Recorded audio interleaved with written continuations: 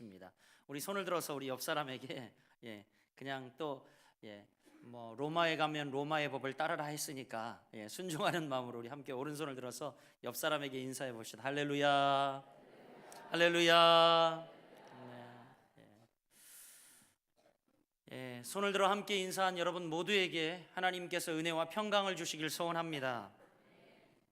오늘은 추수감사주일인데 마지막 추수를 기다리며 이런 제목으로 함께 여러분 은혜를 나누고자 합니다. 주일학교 한 아이가 교회를 갑니다. 아마 교회를 전혀 안 다녀보신 분은 없었으리라고 생각되어집니다. 저도 아주 어렸을 때에 교회에서 뭐 만난 것도 주고 추수감사절, 성탄절 이러면 연극도 하고 만난 것도 준다 그래서 저도 몇 번 갔었습니다.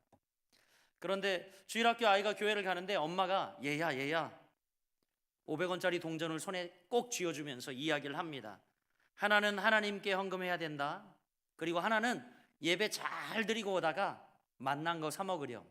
이 아이는 너무 신났어요. 왜냐하면 평소에는 엄마가 동전 한 개만 주고 하나님께 헌금해라 그랬는데 2개를 주고 하나는 이제 하나님께 드리고 하나는 어떻게 하라고요? 예배 잘 드리고 오다가 맛있는 걸 사 먹으라는 거예요. 너무너무 신나서 깡총깡총 개울을 건너다 그만 동전 하나를 물에 빠뜨린 거예요. 이 아이가 뭐라고 그랬겠어요? 아이고 하나님 돈이 물에 빠졌네. 왜 하필 하나님 돈이 빠졌을까요, 여러분? 내 것은 언제나 내 안에 있는데 혹시 우리도 이 철부지 어린아이처럼 하나님의 것이 시궁창에 빠졌다고, 개울에 빠졌다고 생각하시는 분들은 없는지 모르겠습니다.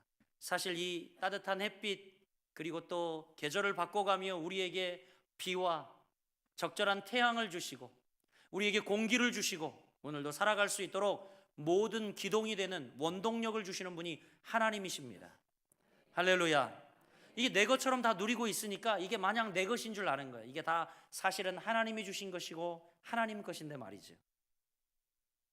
오늘은 한 해의 추수를 감사하는 추수감사절임을 말씀드렸습니다. 언젠가 그러나 우리 인생도 이 땅에서 마지막 추수감사주의를 보내고 그 결실로 모든 사람들이 다 하나님 앞에 서야 하는 날이 반드시 옵니다. 인생의 마지막을 알고 사는 것이 그래서 지혜로운 인생이죠. 오늘 우리는 성경을 통해서 인생의 종착역에서 절망적인 후회와 영원한 탄식으로 몸부림치는 한 사람을 만납니다. 그가 누구죠? 하나님 없이 살다가 지옥에 간 한 부자가 오늘 본문에 소개되고 있습니다. 그는 평소에 가장 왕들이나 귀족들만 입는 자색옷을 입고 기름진 음식으로 늘 먹고 배를 채워 온몸은 기름기가 번지르르 흐르는 사람이었습니다. 그러나 그의 문간에는 나사로라 이름하는 거지가 이제 대문 앞에 가마니를 깔고 개들이 헌대를 핥아주는 위로 속에서 새우잠을 자고 있었죠. 때가 되자 부자도 죽고 그리고 거지 나사로도 죽었습니다. 인생의 종말이 찾아온 거죠. 누구나 찾아옵니다, 여러분. 옆 사람에게 이야기합시다. 인생의 종말은 누구나 찾아옵니다. 다 죽어. 다 죽죠. 그런데 지금 나사로는 천사의 손에 받들려 아브라함 손에 받들려 낙원에 갔고 부자는 음부의 고통, 즉 지옥불에 떨어집니다. 오늘 본문을 읽다 보면 이 부자의 신음소리가 마치 우리 귀에 들리는 듯합니다. 여러분, 누가 돈만 있으면 된다고 말합니까? 부자가 누렸던 그가 누렸던 호의호식, 재물, 그게 지금 무슨 소용이 있습니까? 본문의 부자는 얼마나 후회하고 탄식하고 있는지 모릅니다. 재물만 가지고 세상의 쾌락에 젖어 살았던 그는 내가 얼마나 어리석었던가 이제 그 심판의 날에 깨닫게 되죠. 땅을 쳐도 소용이 없고 통곡을 해도 소용이 없습니다.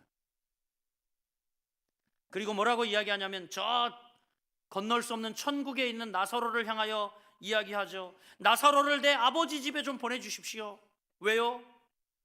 거기에는 내 5 형제들이 있는데 나처럼 살다가 지옥에 오면 안 되기 때문에 저 나사로를 좀 보내어서 정말 그들에게 여기는 도저히 올 것이 아니라고 이야기를 해달라는 거죠. 그런데 그렇게 살다가 나처럼 지옥에 오지 않게 해달라는 간절한 애원도 소용이 있었을까요? 없었을까요?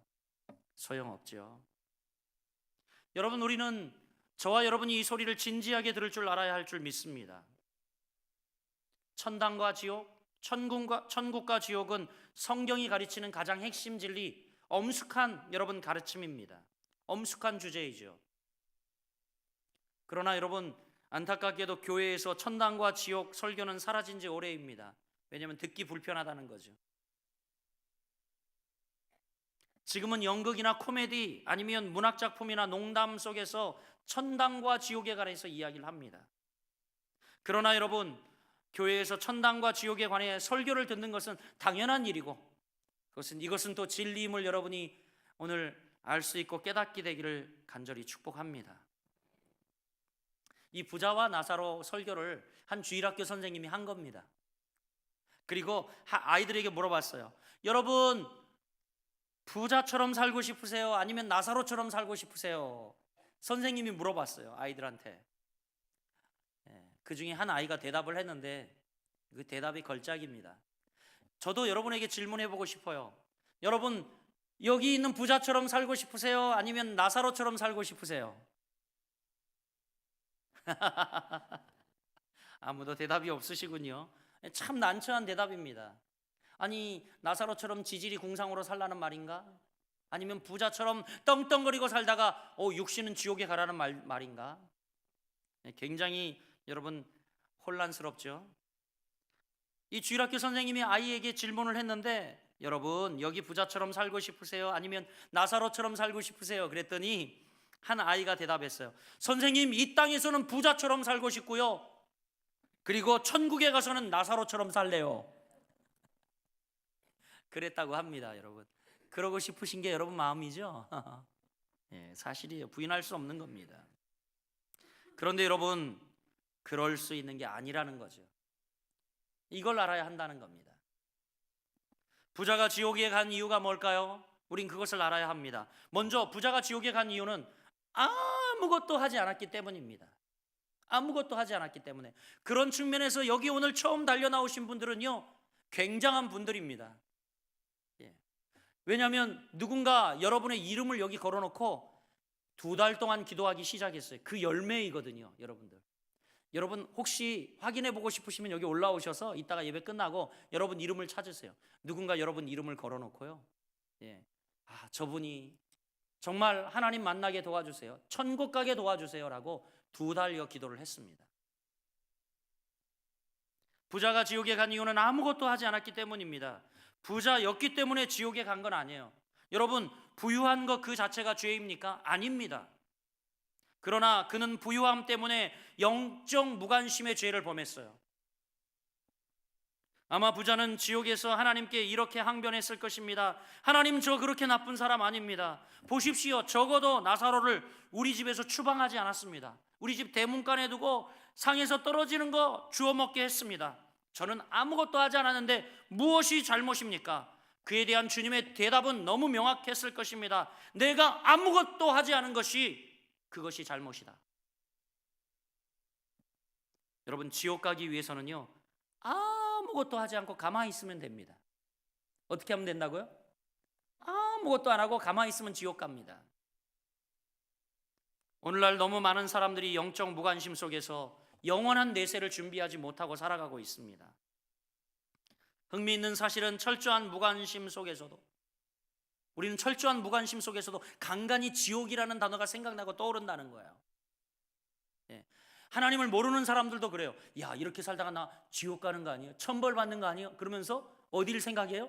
지옥을 생각합니다. 이게 왜일까요? 여러분, 그것은 바로 하나님이 우리 마음속에 계시고 이 지옥이라는 단어를 떠오르게 성령님이 권고하신다는 겁니다. 경고하시기 때문이죠. 그래서 우리가 무관심 속에 살다가도 지옥이라는 단어가 간혹 떠올라요. 안 떠오르면 큰일 난 거예요, 여러분. 큰일 난 거예요. 이것조차도 안 떠오르면 큰일 난 거예요. 유명한 철학자 플라톤은 뭐라고 이야기했습니까? 누가 감옥이 없기를 제일 바라겠는가? 여러분, 누가 감옥이 없기를 제일 바라겠어요? 그렇죠, 맞습니다. 거기 가야 할 죄 지을 사람, 그 사람들이 감옥이 없기를 제일 바라겠죠. 어떤 사람이 음주운전하고 고속도로를 달리면서 그러더래. 뭐라 그러냐면, 야, 오늘 음주운전 단속 없었으면 좋겠다. 왜요? 안 먹었으면 그런 거 이 상관도 안 하잖아요. 근데 먹었으니까. 그러면서 부인한테 그러더래요. 야, 너도 먹어, 애들도 먹여. 그럼 나중에 이제 이렇게 검사하면 그잖아요. 기계가 고장났다고 그런대요. 보라고, 우리 가족 다 돌려보라고. 기계가 고장났지. 제가 좋은 방법을 가르쳐 드린 건가요? 그래서 기계가 고장났다고 단속을 피해서 가면서 그러더래잖아요. 거봐 여보, 애들까지 먹이길 잘했지, 그러더래요. 여러분, 마찬가지입니다. 누가 감옥이 없기를 제일 바라겠는가? 거기에 가야 할 사람들이 감옥이 없기를 제일 바라는 거죠. 마찬가지입니다. 여러분, 누가 지옥이 없기를 바랄까요? 거기 가야 할 사람들이 지옥이 없기를 바라는 겁니다. 여러분, 부자가 지옥 간 이유는 아무것도 하지 않았기 때문입니다. 또 부자가 지옥 간 이유가 뭘까요? 회개하지 않았기 때문이라는 겁니다. 부자가 지옥 간 제일 중요한 이유가 여기 있습니다. 회개하지 않았어요. 30절 말씀에 보면 이렇게 기록되어 있습니다. 아버지 아브라함이여, 만일 죽은 자에게서 저희에게 가는 자가 있으면 회개하리이다. 부자는 회개하지 않아서 거기 갔다는 사실을 알았어요. 그래서 자기의 5 형제들에게 보내요. 저들을 회개시켜 달라는 겁니다. 죽은 자가 가서 회개하라고 이야기하면 깜짝 놀라서 회개할 거라는 거예요. 근데 그는 정작 회개하지 않아서 지옥에 왔다라는 겁니다.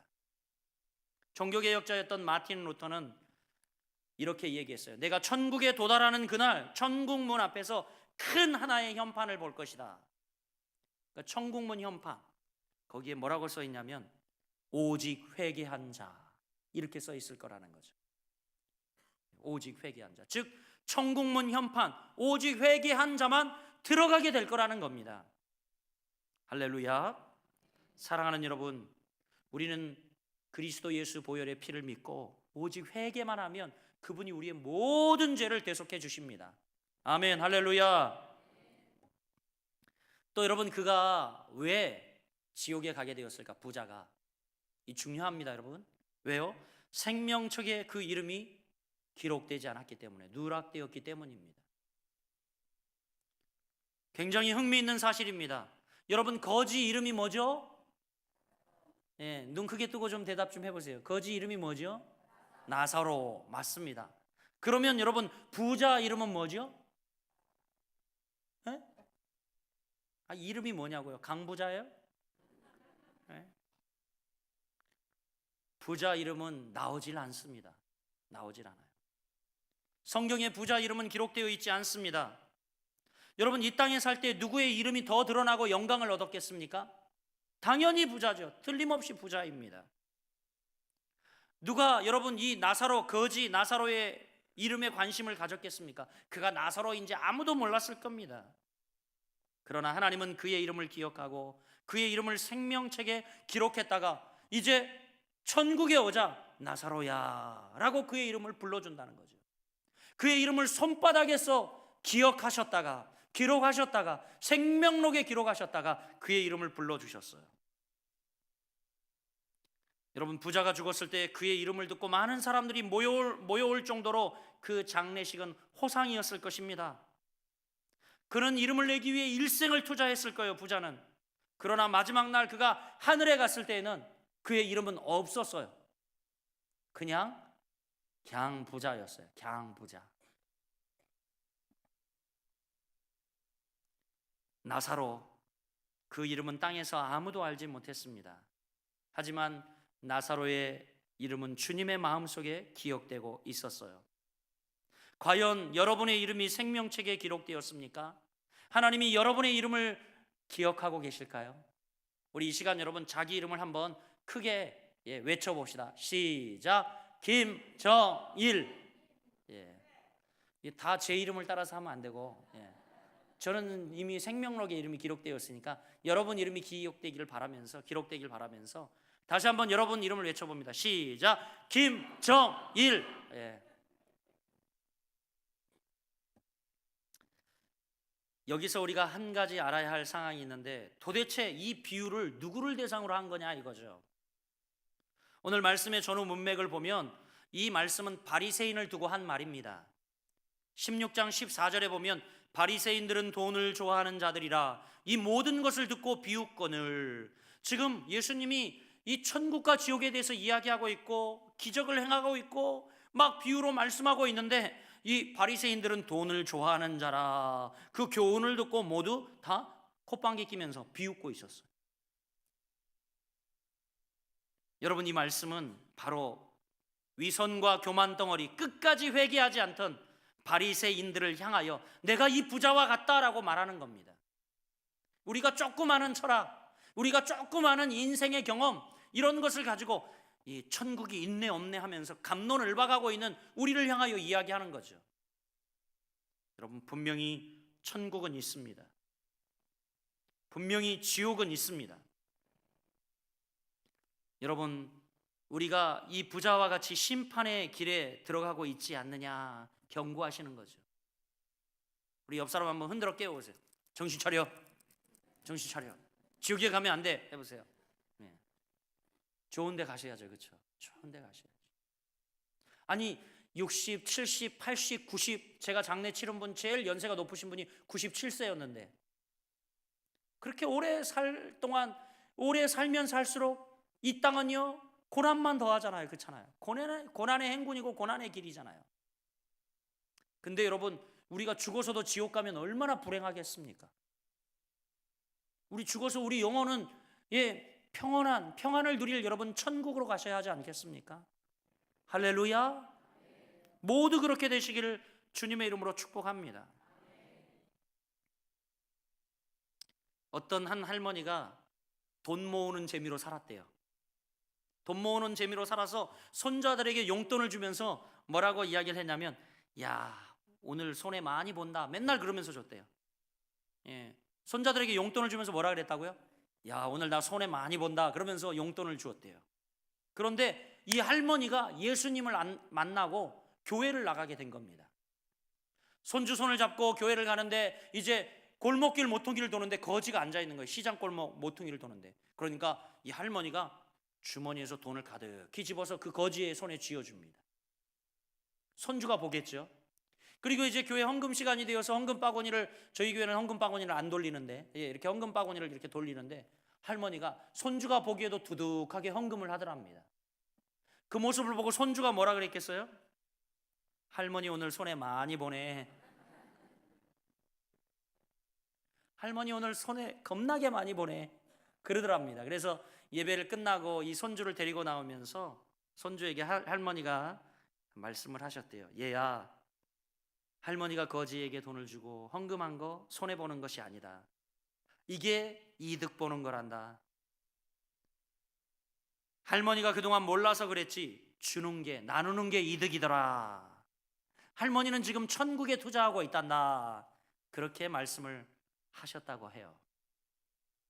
사랑하는 여러분, 저희 추수감사절이면 저희 교회는 매해 이렇게 쌀 혹은 필요한 것들을 강단에 이렇게 뭐 과일 이런 걸 싸서 장식하지 아니하고 이렇게 드립니다.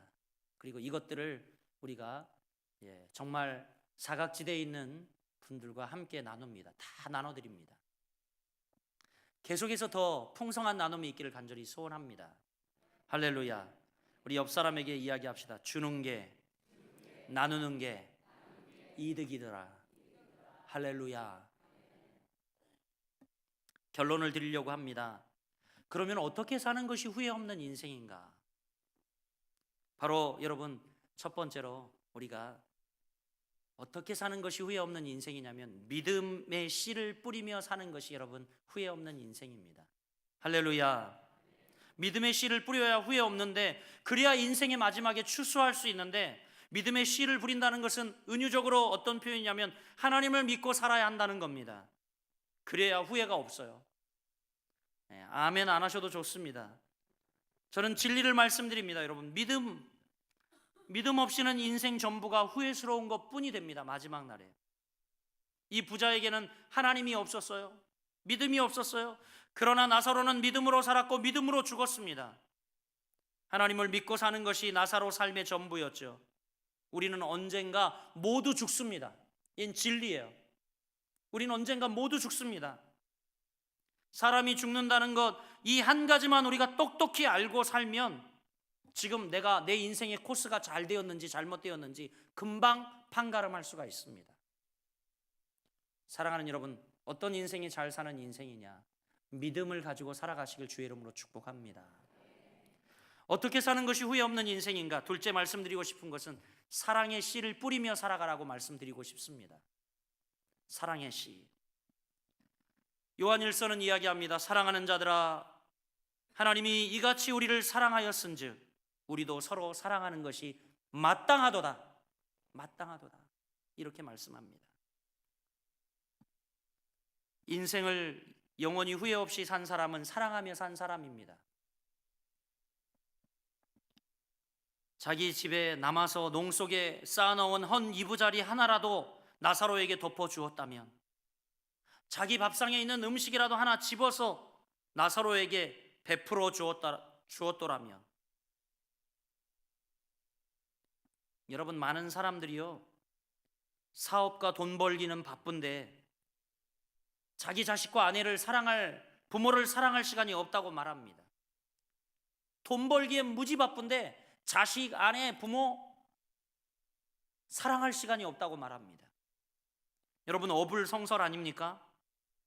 그럼 무엇 때문에 사업하고 무엇 때문에 여러분 그렇게 바빠야 하는지요? 사랑을 하기 위해서 하는 것이 되길 간절히 소원합니다. 사랑하는 여러분, 정말 그렇습니다. 이 사람을 사랑할 수 없고 사랑할 수 없는 기회를 가진 직업이라면 그 직업은 불행하고, 사랑하며 살 수 없는 인생이라면 여러분 그것은 고통인 것이죠. 우리 인생의 최대의 실패가 무엇인지 아십니까? 그것은 사랑하지 못하고 사는 겁니다. 우리는 모든 것을 다 잃고라도 사랑을 얻었다면 그것이 성공인 인생이에요. 여러분이 잘 아는 미국의 9.11 테러, 이 트윈 빌딩이 여러분 무너졌을 때, 테러로 무너졌을 때 한 엄마가 딸에게 이제 보석 배달을 선물을 시킨 겁니다. 그 빌딩에 있는 몇 호의 이제 보석을 배달해 주고 와라. 그리고 딸에게 아주 귀중한 보석을 그 9.11 테러가 일어난 월드 트레이드 빌딩에 이제 심부름을 보낸 거예요. 그런데 안타깝게도 보석 배달 갔던 이 딸이 이 빌딩이 테러를 당하고 폭파됨으로 말미암아 연락이 끊어져 버린 겁니다. 엄마는 급하게 이 빌딩 앞으로 달려가서 목 놓아 딸의 이름을 부르며 웁니다. 딸아, 딸아, 울며 이름을 부르고 있는데 그냥 빌딩이 폭삭, 여러분도 텔레비전에서 보아서 알지만 폭삭 무너졌으니까 여기서 살아날 가능성이란 거의 희박하죠. 그런데 여러분, 이 딸이 말이죠, 살았어요. 피투성이가 돼가지고 엄마 앞에 나타난 겁니다. 그런데 이 딸은 엄마 앞에 되게 미안해합니다. 그러면서 엄마에게 이야기를 해요. 엄마 정말 미안해. 엄마가 나에게 심부름시킨 그 값비싼 보석, 그걸 그만 잃어버렸어. 죄송해서 어떡하죠? 엄마 어떡해. 그런데 여러분이 엄마였다면 뭐라고 이야기했겠어요? 잘했다 그래. 예, 역시 이 엄마도 딸아, 그건 다 필요 없어. 내가 살아있다는 사실 하나만으로 엄마에게는 가장 큰 선물이다. 네가 살아있다는 사실 하나만으로 살아 돌아와줘서 고맙다. 사랑하는 여러분, 우리가 존재함으로 말미암아, 여러분이 존재함으로 말미암아 이것은 우리에게 얼마나 큰 기쁨이 되는지 모릅니다. 할렐루야, 할렐루야. 여러분 주변의 소중한 사람들, 여러분 그들을 여러분 곁에 두셔 그들을 사랑하라고 붙여주신 거예요. 우리 옆 사람에게 한번 하트를 한번 날리면서 이렇게 한번 축복해 봅시다. 사랑하고 축복합니다. 사랑합니다. 지금 여러분 자리 옆에 있는 게요, 사랑하라고. 할렐루야. 그래 같이 살게 하신 거예요. 마지막 드리고 싶은 말씀은, 여러분, 우리가 저 천국에 가려면 감사의 씨를 뿌리며 살아가야 합니다. 감사의 씨. 세계의 많은 나라를 여행하고 돌아온 한 사람이 인터뷰에서 그런 이야기를 하더라고요. 세계의 많은 사람들을 만났고 무수한 언어들이 있지만 딱 두 단어이니까, 두 단어만 있으면 여행이 피곤치 않고 즐겁더라는 거죠. 그게 뭐냐면, 한번 따라해 볼게요. Thank you, Thank you, Excuse me. 딱 두 단어라는 거예요. 이 두 단어만 있으면 여행이 피곤치 않고 즐겁더라는 거예요. Thank you가 뭐예요? 감사합니다, 감사합니다. Excuse me는 실례합니다, 죄송합니다, 이런 표현인데, 이 두 단어만 있으면 여행이 전혀 피곤치 않더라는 겁니다. 우리 옆 사람에게 한번 고백해 봅시다. 감사합니다. 실례합니다. 실례합니다. 그러면 다 그냥 어떤 사람이요, 막 이 버스를 타다가 제 발을 콱 밟고 가더라고. 저도 모르게 죄송합니다, 목사지만 으이씨, 딱 티 나올라 그러는데 그 사람이 밟는 그 순간 바로 뭐라 그래요? 실례합니다, 죄송합니다, 그런 거예요. 그러면 눈 녹듯이 마음이 녹아져요. 집에 가서 봤더니 발등에 시퍼렇게 멍이 들어 있었어요. 여러분, 이렇게 감사, 굉장히 신비한 힘을 갖지 않습니까? 여러분, 기독교는요, 감사의 종교입니다. 어느 것이 진짜 신앙이냐? 여러분에게 얼마나 감사의 열매가 풍성한가? 이게 진짜 신앙인 거죠. 여러분의 감사의 표현이 얼마나 진실하냐? 그게 바로 우리의 믿음의 수준이라는 겁니다. 할렐루야. 카네기가 그런 말을 했습니다. 여러분, 카네기 그러면 여러분 너무 잘 아는 인물인데, 이 카네기가 이런 말을 했어요. 배은 망덕은 들풀과 같아서 가만히 두어도 자라지만, 배은 망덕은 들풀과 같아서 가만 놔둬도 어떻게 해요? 막 우후죽순 자란다는 겁니다. 그런데 감사는 장미와 같아서 계속 길러야 자라난다. 그런 말을 했어요. 무슨 이야기입니까, 여러분? 불평불만은 여러분 그냥 놔두면 그냥 막 자라요. 아이고, 목사님 설교 더럽게 기네 아주. 아유, 오늘 또 식당에 갔는데 아유, 밥은 뭐 이 모양이냐? 선물은 뭐 이따구를 주면서 뭐 그걸 그냥. 불평불만은요, 그냥 놔두면 막 자라요. 자라. 그렇잖아요, 여러분. 그렇잖아요. 아유, 남의 새끼들은 공부도 잘한다는데 우리 새끼들은 왜 저리? 이러면서 막 그러죠, 그렇죠? 이렇게 불평불만은 가만히 놔둬도 자랍니다. 원망과 불평은 저절로 살아나고 저절로 돋아납니다. 그래서 어떻게 해요? 한번 따라해 볼게요. 자주 뽑아야 된다. 자주 뽑아야 되는 거예요. 이 원망과 불평은 하지 못하도록 자주 뽑아야 되는 겁니다. 그런데 감사는 뭐라고 이야기합니까? 가만두면 자라지 않아요. 장미와 같이 가꿔야 자라나는 겁니다. 할렐루야, 할렐루야. 말씀을 맺겠습니다.